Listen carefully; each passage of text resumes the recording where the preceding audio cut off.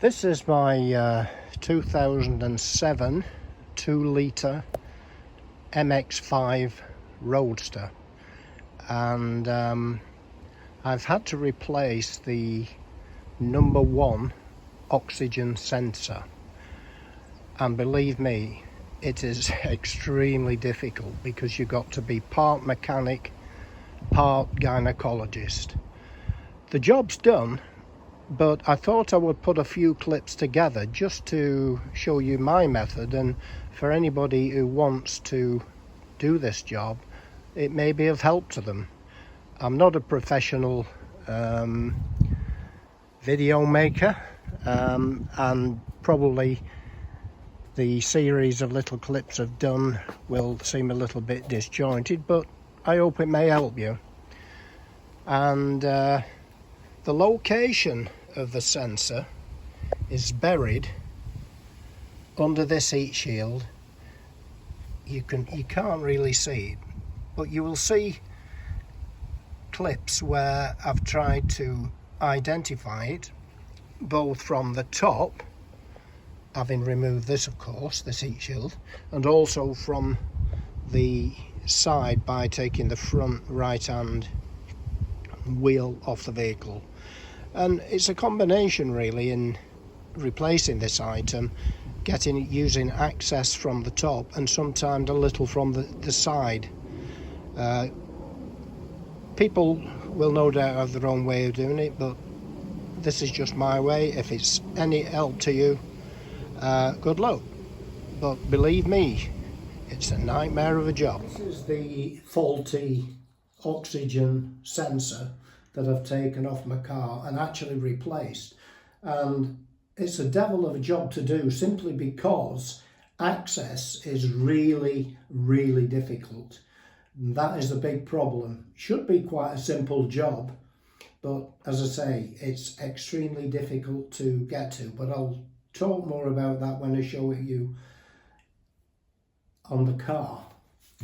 Just worth explaining, I identified the fault after my engine warning light came on using a simple diagnostic tester, and this is what came up on the tester.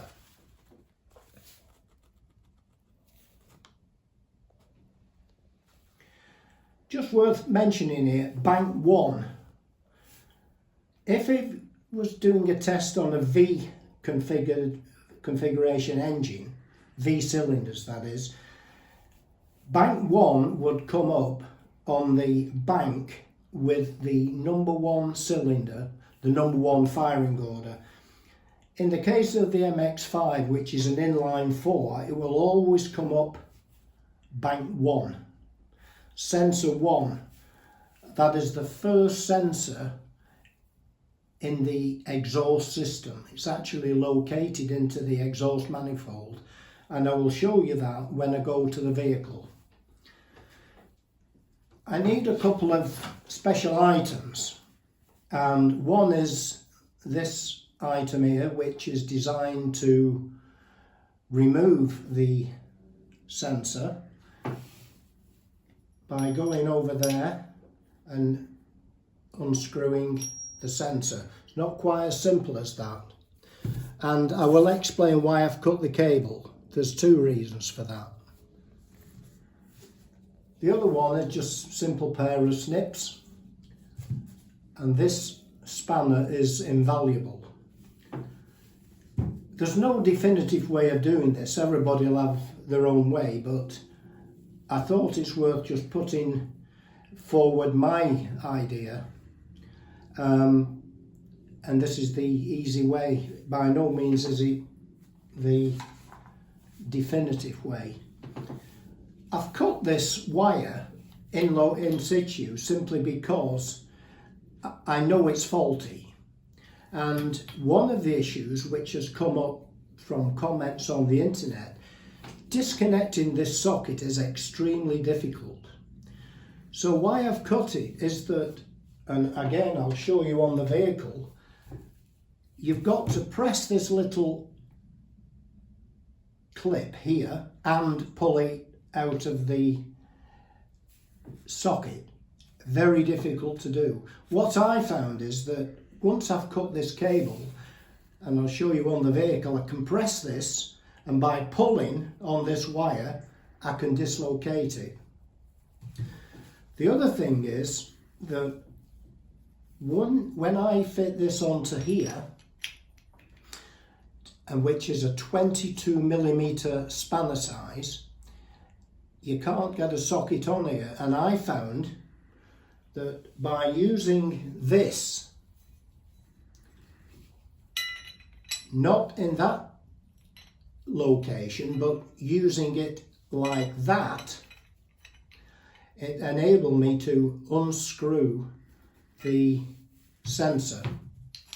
It's worth pointing out, it's a very short thread. Once you've actually broken the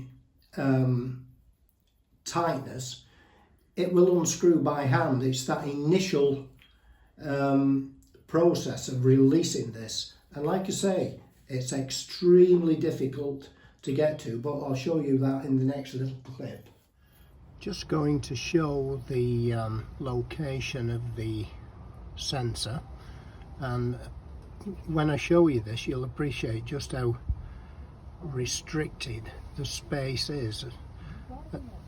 As you can tell, I've already taken off the right hand wheel, so if I go in,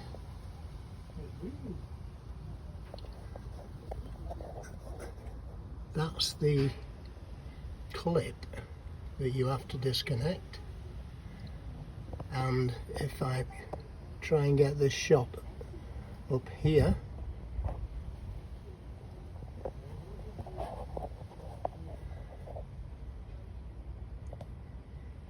there,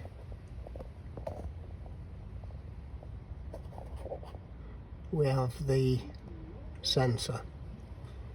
Like I say, extremely difficult to get to, but I'll show you the configuration which I used to remove it. This is showing you the location of the number one sensor down here, and like I have intimated numerously, access is extremely difficult, but I'll show you my method of releasing it. What I've done, I've used the socket extractor and the ring spanner, and I've taped it just so it remains intact, and with a little bit of dexterity I'm able to go down, go over the sensor and release it.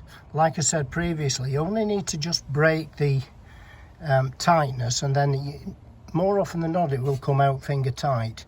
I'm not undoing this because, as I've said, the job has already been done and completed.